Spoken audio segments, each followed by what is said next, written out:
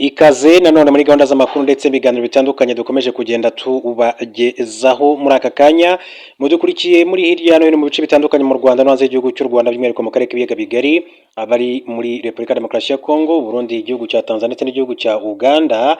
Ikaze muri aya makuru. Ni itangazo riturutse muri Perezidansi ya Repubulika y'u Rwanda Village Urugwiro. Akaba rero General James Kabarebe uyu nguyu muramuzi cyane, yabaye umusirikare ukomeye cyane, yabaye umugaba mukuru w'ingabo z'igihugu cy'u Rwanda RDF, umugaba mukuru w'ingabo z'igihugu cya Repubulika Demokarasi ya Kongo igihe yitwaga Zaire ku butegetsi bwa Laurent Desire Kabila. Hanyuma kandi yari umujyanama muri Perezidansi ya Repubulika mu bijyanye n'umutekano muri rusange. Reka rero mbere gato yuko tugaruka kuri iyi nkuru, reka mbanze mbabwire ko umunyamakuru mu buryo bw'inshamake akomeje kugenda avugwa. Yolande Makoro uyu ni umuvugizi wa guverinoma y'u Rwanda, akaba rero mu by'ukuri yaranenze raporo iherutse gushyirwa hanze n'umuryango Human Rights Watch yibasira ingabo z'u Rwanda kubera ibibazo by'umutekano muke biri mu burasirazuba bwa Repubulika ya Demokarasi ya Kongo. Ku itariki ya 10 Kamena 2026 Human Rights Watch yashyize hanze raporo ivuga ko yakoze ku mfu, ifungwa rinyuranyije n'amategeko ndetse n'ibikorwa byo kwinjiza abasivili mu gisirikare ku ngufu biri mu burasirazuba bwa Repubulika ya Demokarasi ya Kongo. Muri iyi raporo y'umuryango wibasira cyane ingabo z'u Rwanda ndetse ukazigaragaza nka nyirabayazana w'ibibazo biri mu burasirazuba bwa RDC ndetse ukazihuza cyane na AFC/M23 ku buryo wagira ngo kimwe ni ishami ry'ikindi. Hejuru y'ibyose nta kimenyetso simusiga Human Rights Watch kandi igaragaza gishimangira ibyo ivuga. Mu butumwa umuvugizi wa guverinoma y'u Rwanda Yolande Makoro yashyize hanze kuri wa kane yanenze imyitwarire ikomeje kandi kuranga Human Rights Watch.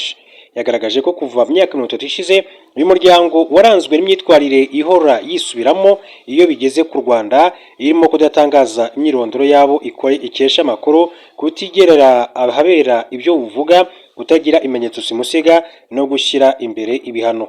Yolande Makoro rero akaba yaragaragaje ko uyu muryango udashobora kwizerwa mu gihe wirengagiza n'ibyo witangarije ubwawo. Ati muri raporo yayo iheruka Human Rights Watch ntabwo ishobora kandi gufata inshingano zo gukora iperereza ritabogamye mu gihe irengagiza bimwe mu byo yitangarije. Kinshasa iha intwaro, igatera inkunga ndetse igakorana na bya hafi na FDL Wazalendo, abacanshuro b'abanyamahanga n'igisirikare cy'u Burundi, byose bifatwa nk'ingabo cyangwa se imitwe yitwaje intwaro izingiyeho intambara n'akaga ku kiremwamuntu mu burasirazuba bwa RDC. Yakomeje yibutsa uyu muryango ko ntaho ingabo z'u Rwanda zihuriye na AFC/M23, bikwiye gusobanuka neza. RDF ntabwo ari AFC/M23. Iperereza ryose rikozwe neza risaba ko kutabogama, kugera aho ibintu bibera, imenyetso simusiga, kubahiriza amategeko ndetse no kudatangaza imyanzuro mbere y'igihe cyangwa ngo ushyire imbere gusaba ibihano. Yolande Makoro umuvugizi wa guverinoma y'u Rwanda yavuze ko umuti urambye kuri iki kibazo ari ukubahiriza amasezerano ya Washington n'ubuhuza butabogamye, hagamijwe kandi kurangiza intambara ndetse no kwimakaza ubufatanye bw'akarere. Ibyatangajwe na Yolande Makoro byuzuzanya n'ibikubiye mu nyandiko ibiro bye byashyize hanze kuri iki kibazo. Ibiro by'umuvugizi wa guverinoma byatangaje ko nta mukozi n'umwe wa Human Rights Watch kandi wagezaho ibivugwa byabereye. Biti nta muntu ushinzwe gukora iperereza wakandagije ikirenge cye ahantu iyi raporo ivuga, nta kuhasura byigeze bibaho, nta gutaburura imirambo hagamijwe kandi iperereza ndetse nta bizamini by'abahanga byo muri laboratoire byigeze kandi bikorwa. Iyi raporo ubwayo yivugira ko umubare w'abapfuye wamenyekanye neza, imva zose zitahuwe ndetse zigatabururwa, ariko nta na kimwe kigeze gikorwa. Muri raporo Human Rights Watch yiremerera ko igisirikare cya Repubulika ya Demokarasi ya Kongo gishyigikiye imitwe irwanya M23 irimo FDLR isanzwe ifashwa na RDC, umutwe wagize uruhare muri jenoside yakorewe Abatutsi mu 1994. Yemera kandi ko RDC itera inkunga y'amafaranga ndetse igakorana bya hafi ku rugamba n'imitwe nka Wazalendo na FDLR, ndetse igashimangira ko iyi mikoranire yatumye mu burasirazuba hakomeza kubaho ibikorwa by'urugomo. Ikindi uyu muryango ugaragaza ni uko ingabo za RDC nabo bafatanyije bakoze ibikorwa byo guhotera abantu, kwica, gufata ku ngufu no gufunga abantu bitemewe mu nkengero za Goma. Hejuru byose ibiro by'umuvugizi wa guverinoma bigaragaza ko ikibabaje ari uko Human Rights Watch kandi itigeze yerekana ibimenyetso bifatika by'ibyo yabonye kuri FARDC, FDLR, Wazalendo cyangwa uburyo biyobowemo. Bagaragaza kandi ko uyu muryango nta na hamwe wigeze uvuga amazina y'abanyekongo cyangwa se abo muri Wazalendo usabira ibihano. Biti Human Rights Watch ijora bikomeye cyane u Rwanda na M23 mu gihe ubufasha Kinshasa kandi imitwe itwaje intwaro igira urugomo buvugwaho by'amahushuka. Guverinoma y'u Rwanda igaragaza ko Human Rights Watch kandi atari isoko y'amakuru yizewe ishingiye ku nshuro nyinshi uyu muryango ufite icyicaro gikuru muri Leta Zunze Ubumwe za Amerika warwibasiye wifashishije ibinyoma. Yasobanuye ko ingabo za RDC zikorana n'umutwe w'iterabwoba FDLR washinzwe n'abagize uruhare muri jenoside yakorewe abatutsi mu 1994 n'imitwe wazarendo yose izwiho ubugizi bwa nabi, kandi ko na Human Rights Watch ibyiyemerera ariko ko yahisemo kubishyira hanze cyane muri raporo impapuro 78 mu gihe ingabo z'u Rwanda na M23 byashyizwe mu mutwe wayo. Iti raporo isuzuma igisubizo cy'u Rwanda ku mutwe w'abajenosideri ukorera ku mupaka warwo, ntisuzume imyitwarire y'uwo mutwe cyangwa se ubufasha bukomeye cyane Kinshasa ibuha igamije kugaragaza amakimbirane yo mu burasirazuba bwa RDC uko atari. Guverinoma yagaragaje ko Human Rights Watch ivuga ko ifite amashusho yafashwe na satelite agaragaza ubwicanyi bwakozwe n'ingabo z'u Rwanda na M23, agaragaza ibimeze nk'imva zashyinguwemo abapfuye, ariko ko idashobora guhamya niba ari imva koko cyangwa se ibindi bintu bijya kumera nkazo. Ati si ubwa mbere Human Rights Watch igerageje kuyobya abantu yifashishije gushyira imbere ibirego mu matangazo agenewe itangazamakuru mu gihe itera urujijo ku magereka. Guverinoma y'u Rwanda yagaragaje ko bitangaje kuba Human Rights Watch kandi ivuga ko raporo yayo ishingiye ku iperereza, ariko ko ikarenga igasaba ko hakorwa indi perereza ibishimangira ko ibyo yatangaje itabihagazeho. Iperereza ry'imyanzuro itangazwa imburagihe si iperereza. Human Rights Watch inengwa kubura ubunyamwuga mu bijyanye no gutangaza raporo, kuko iyo bigaragaye ko yabeshye cyangwa ikabona ko yahawe amakuru y'ibinyoma idashobora kandi kubyemera ngo yabikosore. Uretse u Rwanda, muri Gicurasi 26 ihuriro rya FC23 ryashinje Human Rights Watch kuriharabika, gutangaza ibinyoma no kwirengagiza ukuri mu buryo bushimangira ko ukorera mu murongo w'ubutegetsi bwa Repubulika Demokarasi ya Kongo. Ryatanze ubutumwa risubiza raporo ya Human Rights Watch yasohotse tariki ya 14 Gicurasi ishinja abarwanyi baryo kwicira abasivili mu mujyi wa Uvira, gufata abagore ku ngufu no gushimuta abantu hagati y'Ukuboza 25 na Mutarama 26. Iri huriro ryagaragaje ko ingabo za Repubulika Demokarasi ya Kongo zikomeje kandi gukorana n'umutwe w'iterabwoba FDLR washinzwe n'abagize uruhare muri jenoside yakorewe abatutsi mu 1994, ariko ko Human Rights Watch idashaka kubivugaho muri raporo zayo. AFC 23 yatangaje ko kubogama kwa Human Rights Watch yagaragaje muri raporo yayo gutuma uyu muryango utakazwa icyizere mu buryo bukomeye, ibituma ibyo utangaza kandi bidahabwa agaciro nk'uko amakuru akomeza kugenda bishimangira. Reka rero tujye ku itangazo riturutse muri Presidence ya Repubulika y'u Rwanda babwira ko Perezida Kagame yakiriye umunyamabanga mukuru w'umuryango wa Afurika y'Iburasirazuba Ambassador Stephen Patrick Mbundi, baganira ku bufatanye bw'u Rwanda n'uyu muryango rumazemo imyaka igera kuri 19. Nuko rero kandi aya makuru akomeza kugenda bishimangira, Perezida Kagame yakira Ambassador Stephen Patrick Mbundi ku 17 Kamena 2026 nk'uko ibiro by'umukuru w'igihugu Village Urugwiro byabitangaje. Itangazo Village Urugwiro yashyize ku mbuga nkoranyambaga rikomeza rigira riti ibiganiro byibanze ku bushake u Rwanda rukomeje kugaragaza mu gufatanya n'akarere. Inama rusange 25 bakuru b'ibihugu bigize umuryango wa Afurika y'Iburasirazuba yateranye ku wa 7 Werurwe 2026 nibwo yagize Ambassador Stephen Patrick Mbundi umunyamabanga mukuru wa EAC asimbuye umunyakenya Veronica Nduva yagiye muri uyu mwanya kuva muri 2024. Ambassador Stephen Patrick Mbundi azamara imyaka igera kuri 5 kuri uyu mwanya kugeza muri 2031. Yitezweho gushyira imbaraga mu bufatanye mu bya diplomasi mu bihugu bigize umuryango no gushyira imbaraga mu kwihuza k'umuryango. Mbere yuko ahabwa izi nshingano yari umunyamabanga uhoraho ushinzwe ibikorwa bya East African Community muri Minisiteri y'Ububanyi n'Amahanga ya Tanzania. Kugeza ubu EAC ibarizwamo ibihugu birimo u Rwanda, Uganda, Tanzania, Kenya, Burundi, Repubulika Demokarasi ya Kongo, Sudani y'Epfo ndetse na Somalia. U Rwanda rufatanya n'ibihugu bya EAC mu nzego zitandukanye haba ubukungu, umutekano n'izindi zitandukanye. Reka rero tujye no kuri General James Kabarebe, umujyanama wa Perezida wa Repubulika mu by'umutekano. General James Kabarebe yavuze ko u Rwanda rutapfa kujya muri Repubulika Demokarasi ya Kongo mu gihe ibindi bihugu kandi ati bitarahaguruka ngo bihagarike ubwicanyi buri gukorerwa abavuga ikinyarwanda bo mu burasirazuba bw'iki gihugu. Icyo gihe General James Kabarebe yabigarutseho hari ku itariki ya 3 Gashyantare 2023, icyo gihe yaganirizaga urubyiruko rwo mu mujyi wa Kigali rusaga 300 rwari rwitabiriye ibiganiro bigamije kandi kurwigisha amateka aranze u Rwanda ndetse n'uruhare rufite mu guharanira kubaka ahazaza heza h'igihugu. Kimwe mu bibazo yabajijwe n'urubyiruko harimo kuba u Rwanda rushobora kandi kujya guhagarika ibiri gukorerwa abavuga ururimi rw'ikinyarwanda b'abatutsi bo mu burasirazuba bwa Kongo. gusubiza iki kibazo General Kabarebe yavuze ko ibera mu burasirazuba bwa Repubulika Demokarasi ya Kongo abantu bose barabibona barabikurikira kandi ko ubirebye nabyo ari jenoside. Yavuze ko nubwo ibiri kubera muri iki gihugu bibonwa n'amahanga ariko asa nkaho ntacyo ashaka kugikoraho, bityo ko u Rwanda kandi rufashe iya mbere rukajyayo byaba bisa no kwivanga. Ati ni jenoside ariko ni ikindi gihugu kandi u Rwanda turi mu bihugu kandi mu bihugu bindi ku isi byinshi cyane, mu gihe rero isi itaravuga ngo ni jenoside ibera hariya, batarabyemeza ko ariyo iri kubera hariya, nubwo ariyo twebwe nyine ati nk'u Rwanda tuvuze ko ari jenoside hariya n'igihe byagaragara ko twivanze mu bibazo by'ikindi gihugu kandi isi itaravuga ngo dore jenoside iri kubera ahangaha. Yagaragaje ko hari ingamba ziri gukorwa kugira ngo ibintu bibe byasubira ku murongo, harimo n'ingabo z'umuryango wa Afurika y'Iburasirazuba n'ubwo u Rwanda kandi nta musirikare warwo tururimo. Ati hariya rero hari ibihumbi 19 by'abasirikare ba Loni, hari ingabo za EAC u Rwanda kandi rwagizemo uruhare kugira ngo ziriya ngabo zigire uruhare nazo, ati kandi zibe hariya zihagarike biriya bibera hariya, habeho kumvikana n'ibindi. Ati hakaba kandi n'inama y'ibihugu bigize umuryango wa Afurika y'Iburasirazuba. General Kabarebe yavuze ko u Rwanda rutagenda rwonyine muri iki gihugu mu gihe ari izindi ngamba zigenda zifatwa. Ati mu gihe rero harimo izi ngamba zafashwe na East African Community muri rusange zo guhagarika biriya, ntabwo u Rwanda rwagenda rwonyine ngo abe ruva muri ibyo bihugu bindi rugende rwonyine rujye kubikora. General Kabarebe yagaragaje ko ibibera muri Congo kandi ko ubuyobozi bw'igihugu bubwirwa gukemura ibyo bibazo nubwo ubushake bwabyo bukiri buke.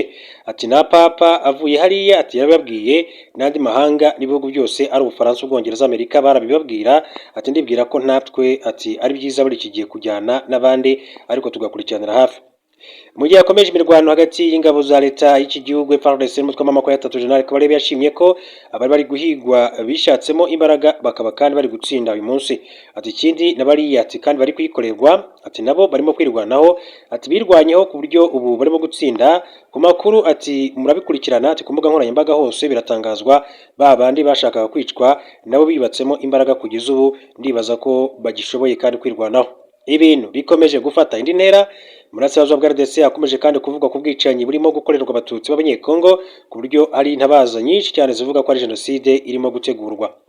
Repubulika Demokarasi ya Kongo yakomeje kwima amatwi ayo majwi mu gihe kandi bigaragazwa na raporo nyinshi, harimo iheruka y'intumwa yihariye y'umunyamabanga mukuru w'umuryango w'abibumbye mu kurwanya jenoside Alice Wayiremunderito, byatumye Perezida w'u Burundi Evariste Ndayishimiye uyoboye umuryango wa Afurika y'Iburasirazuba yatumiye abakuru b'ibihugu bigize uyu muryango mu nama idasanzwe yari iteganyijwe icyo gihe ku itariki ya 4 Gashyantare 2023 nk'uko byatangajwe n'umunyamabanga mukuru. Ati bw'uyu muryango iyi nama igamije gusuzumira hamwe ibijyanye n'umutekano mu burasirazuba bwa Repubulika Demokarasi ya Kongo n'ibigomba kandi gukurikira nk'uko icyo gihe byakomeje kugenda bigarukwaho.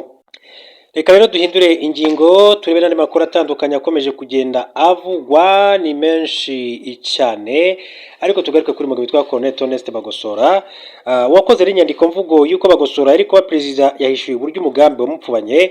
Senyoni Alphonse wari umwe mu bari mu myanya ikomeye mu gisirikare cy'u Rwanda ubwo jenoside yakorewe abatutsi yari yegereje, yahishuye ibyabaye mu ijoro ryo ku itariki ya 7 Mata 1994 ubwo indege yari itwaye Habyarimana Juvenal yari yarayihanuwe, maze Colonel Toneste Bagosora agahita yemezwa nk'umusimbura we ariko biza kumupfana mu gihe gito.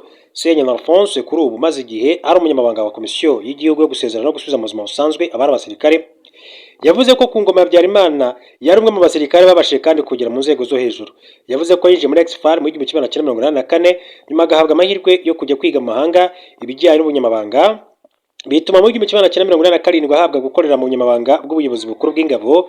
Uwo mwanya yawubayemo ariko bigeze mu 1990 yoherezwa mu kigo cya gisirikare igako mu buzabikorwa bw'ubunyamabanga n'icungamutungo asimbuye wari uhari.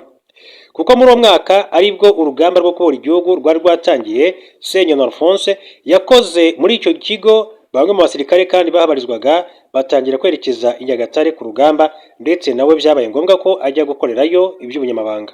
Iyo mirimo yarayikomeje kuko bigeze mu 1994 ubwo jenoside yabaga ariyo agikora, ndetse niwe wakoze inyandiko mvugo y'inama yahuje abasirikare bakuru yakurikiye ihanurwa ry'indege ya Habyarimana Juvenal wari perezida.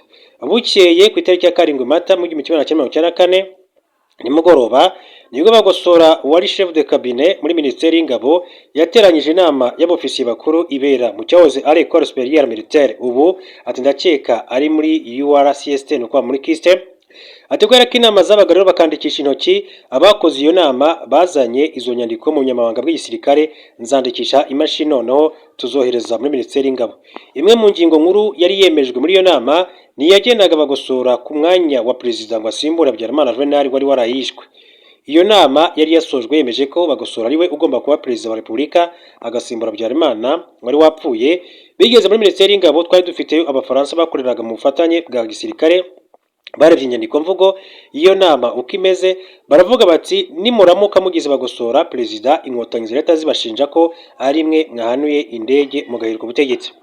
Yakomeje asobanura ko abasirikare bakuru bagira inama n'abo bafaransa yo gukurikiza uko amategeko ateganya, nabo barabyumva. Ubwo inzozi z'Abagosora zo kwicara mu ntebe isumba izindi mu gihugu ziba zirangiriye aho ngaho. Icyo gihe bahise bafata abasirikare barindaga perezida bajya kuzana Senekugaba Theodore wari Butare hagati, ariko jenoside yari yatangiye gukaza umurego kuko Uwiringiyimana Agathe wari minisitiri w'intebe bari bamaze kumwica na Kavaruganda Joseph bamaze kumwica. Abasirikare barindaga umukuru w'igihugu bari bari kujagajaga i Kigali, hamaze kandi gupfa abantu benshi. Nabo ntibumvikanaga kuko bapfaga ko bamwe batashyigikira ubutegetsi bwa Habyarimana, abandi bapfaga iby'inkomoko mu ntara y'Amajyepfo. Nk'uko amategeko yabiteganyaga icyo gihe, mu gihe perezida wa Repubulika atabashije kandi gukomeza inshingano ze, ashoboraga gusimburwa na minisitiri w'intebe cyangwa se perezida w'inteko ishinga amategeko. Kuko minisitiri w'intebe Uwiringiyimana Agathe yari yamaze kwicwa mu gukurikiza amategeko ndetse n'inama y'ingabo z'abafaransa zari mu Rwanda, Senekugaba Theodore wari perezida w'inteko ishinga amategeko icyo gihe niwe wagombaga kandi gusimbura perezida, ariko yari Butare. Kubera guhuzagurika ndetse no kudahuza kw'abasirikare barindaga umukuru w'igihugu, rero byatumye kujya kumuzana bikorwa nabi, ndetse ntibari bazi impamvu bagiye kumuzana i Kigali bitewe n'umwuka w'ubwicanyi wari ubarimo. Senya Alphonse ati babasirikare barindaga umukuru w'igihugu bagiye kumuzana bazi ko aje kwicwa, bamuzana nabi mu gakamyoneti bari bakuye mu babikira, bamuzana atanambaye amasogisi, bamuzanye mu buyobozi bukuru bw'ingabo, nawe yaje ahinda umushyitsi aze ko agiye gupfa. Ariko bigeze nimugoroba kuri Radio Rwanda hahita itangazo ko ari bo babaye perezida ubwo jenoside yakomeje. Ati duhungira muri Repubulika Demokarasi ya Kongo, ngenda nambukira i Bukavu. Senya Alphonse yavuze ko yabaye muri Repubulika Demokarasi ya Kongo kugeza muri 2010, afata umwanzuro wo gutaha, ndetse mu bana 5 yatahanye nabo 3 barihiwe amashuri n'umuryango Imbuto Foundation.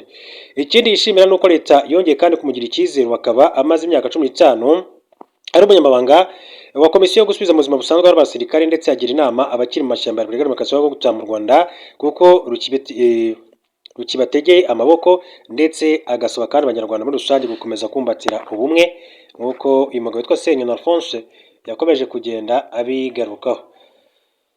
Mu yandi makuru akomeje kugenda avugwa, reka duce muri Repubulika Demokarasi ya Kongo tugaruke kuri Tshisekedi. Babwire ko yiswe inkoramaraso n'uwahoze ari intumwa yihariye yitwa Claude Ibalanki Ekolomba. Uyu yabaye impuzabikorwa urwego rwa Repubulika Demokarasi ya Kongo rushinzwe gukurikirana ibarizwa ry'amasezerano ya Addis Ababa agamije kugarura amahoro muri iki gihugu. Yibasiye bikomeye cyane Perezida Felix Tshisekedi, amwita inkoramaraso. Umunyapolitike yahoze ari mu bantu ba hafi ya Perezida Felix Tshisekedi, ibyatumye mu inshingano nyinshi cyane kandi zikomeye, zirimo kumuragiza ibijyanye n'iyubahirizwa ry'amasezerano y'amahoro, kumugira ambassadeur udasanzwe wa RDC n'intumwa yihariye. Byagaragaye ko Ibalanki Ekolomba atagikorana na Tshisekedi muri Mutarama ubwo yahuraga n'abayobozi b'ihuriro rya AFC 23 mu mujyi wa Goma, agatangaza ko ashaka gukorana nabo mu bujyanama, ndetse akanagaragara mu nzobere zajyanye n'intumwa z'iri huriro mu biganiro by'amahoro byabereye i Montreux mu Suisse muri Mata 26. Kwa 14 Kamena, Claude Ibalanki Ekolomba yatangarije ku rubuga rwa X ko yishe Tshisekedi ingwe nkuru itagifite amenyo, yifashisha abashinzwe umutekano, ivanguramoko, amafaranga, ruswa, kunyereza umutungo n'ibindi bibi byinshi cyane mu gukandamiza abaturage. Agize ati mu rwego rwa gisirikare ariko AFC 23 yamaze kumenyesha nta rugamba atsinda. Inzerezi ze zivuga ko gusubira inyuma kwazo ari amayeri y'urugamba. Yifashisha imitwe yitwaje intwaro y'abenegihugu y'abanyamahanga nka FDLR, mbese n'abacanshuro kugira ngo ahishe intege nke ze. Claude Ibalanki Ekolomba yatangaje ko isura ya diplomasi mbi ya Tshisekedi iri kugenda igaragara, aho n'abasanzwe bamuryamyeho batangiye kandi guhishurirwa ko bakorana n'umutekamutwe mu rwego rwa politike nyuma y'aho abigaragambyaga tariki ya 12 Kamena 2026 barwanya umugambi wo guhindura itegeko nshinga bakorewe urugomo rukomeye. Ubu yashyizwe ku karubanda, umwami ati nta mwenda asigaranye, yambaye ubusa, ibiganza bye byuzuye amaraso, ariko umuturirwa wubatse ku musenyi uzasenyuka vuba. Ibaranki Colombe yatangaje ko mu gihe kandi ubutegetsi buri guhirima, Tshisekedi azakora ibintu byose, agerageze byose, asezeranye abaturage byose, atange byose, ari kurwana ndetse no kubyuka, ariko ko ntacyo bizatanga kuko yakoze ibibi byinshi bitamwemerera guhaguruka. Azakora amaraso yikurikiranya kugeza ubwo ibye bizarangira burundu. Nyuma yaho imyigaragambyo kandi yiciyemo abantu bamwe mu bigaragambyaga, abandi bagakomereka. Ibaranki kandi nabwo yibasiye Tshisekedi n'umugore we Denise Nyakel, agaragaza ko nta muyobozi wakaba yizihiza isabukuru mu gihe abaturage kandi bari mu kiriyo muri Repubulika ya Demokarasi ya Kongo.